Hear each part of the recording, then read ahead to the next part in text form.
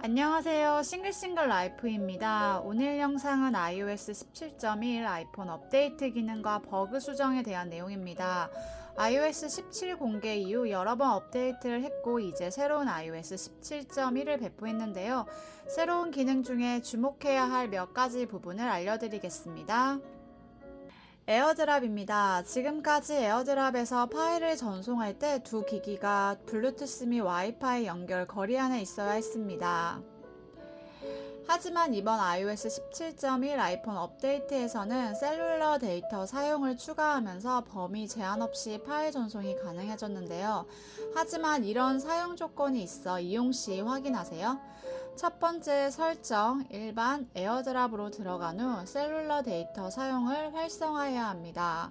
두 번째, 셀룰러 데이터를 이용하기 위해서는 먼저 두 기기가 가까운 거리에서 와이파이를 이용해 에어드랍으로 파일 전송이 시작되어야 합니다. 이 이후 파일 전송 완료를 기다릴 필요 없이 멀리 떨어져도 셀룰러 데이터를 이용해 계속 전송이 가능합니다. 주의사항도 있습니다. 에어드랍은 압축한 상태로 보내지 않고 원본 그대로 효과까지 적용해서 전송하기 때문에 용량이 큰 편입니다. 만약 셀룰러 데이터 사용으로 받은 경우 와이파이 적용이 되지 않아 자신의 요금제를 확인해서 이용하세요.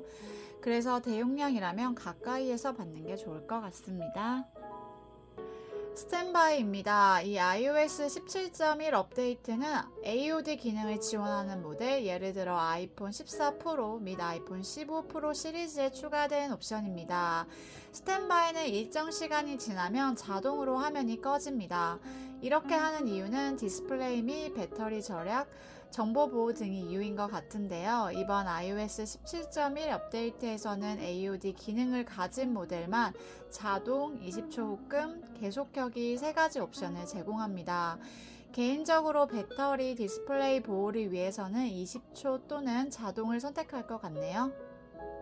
사진 셔플 기능의 앨범 선택 기능입니다. 이 기능 역시 이번 iOS 17 아이폰 업데이트의 주요 내용 중 하나인데요. 지금까지 스탠바이 또는 잠금 화면에서 사진 셔플을 선택하면 인물, 반려동물, 자연, 도시 및 추천으로 구분한 후 랜덤으로 사진을 표시했습니다. 하지만 이번 iOS 17.1 업데이트에서는 앨범 기능을 추가해 보여줄 수 있는 사진으로 선택할 수 있게 되었습니다. 사용법은 사진 앱에서 앨범을 만든 후 보여줄 사진으로 이동시켜준 후 사진 셔플에서 그 앨범을 선택해 주시면 됩니다. 벨소리 및 알림소리 개선입니다. 여기서는 두 가지가 개선되었는데요. 첫 번째는 iOS 17 아이폰 업데이트에서 제공되었던 새로운 벨소리가 햅틱과 잘 어울리도록 개선이 진행되었습니다. 두 번째는 사용자가 구입하거나 추가한 벨소리를 알림음 등에서 이용할 수 있게 되었습니다. 벨소리에서는 상단, 다른 알림음에서는 하단에 따로 표시가 됩니다. 디스플레이 버닝 현상 개선입니다. 이번 iOS 17.1 업데이트의 버그 수정의 메인 중 하나입니다.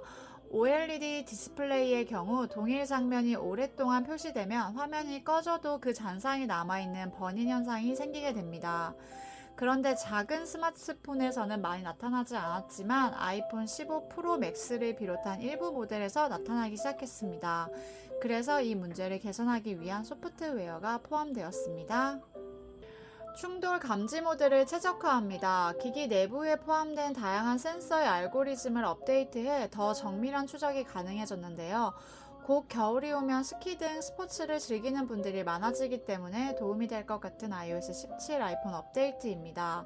참고로 이 최적화는 아이폰 14 및 15 시리즈에 적용이 됩니다. 키보드 입력 시 반응이 느려지는 문제가 개선되었습니다. 이 부분도 저도 경험했는데요. 이번에 해결이 되었고 현재 사용해보면 아무런 문제를 느끼지 못했습니다. 통화 표시입니다. 다른 통화 중에 걸려온 전화의 수신 및 발신자 정보가 표시되지 않는 문제가 있었는데 이번에 해결되었습니다. 이 외에도 다양한 버그 수정이 이번 iOS 17.1 업데이트에 포함되었고 아직 해결되지 않는 문제들도 여전히 있는 것 같은데요. 예를 들면 연락처 포스트 수정 이후 바로 반영되지 않는 문제, 에어드랍 공유가 안 되는 문제, 야간에 기기가 자동으로 재시작되는 문제 등등인데요. 다음번엔 업데이트를 통해 해결되지 않을까 기대해보게 됩니다. iOS 업데이트 소식 영상은 계속됩니다. 궁금한 점은 댓글 남겨주시고요. 좋아요, 구독은 큰 힘이 됩니다. 다음 영상에서 만나요.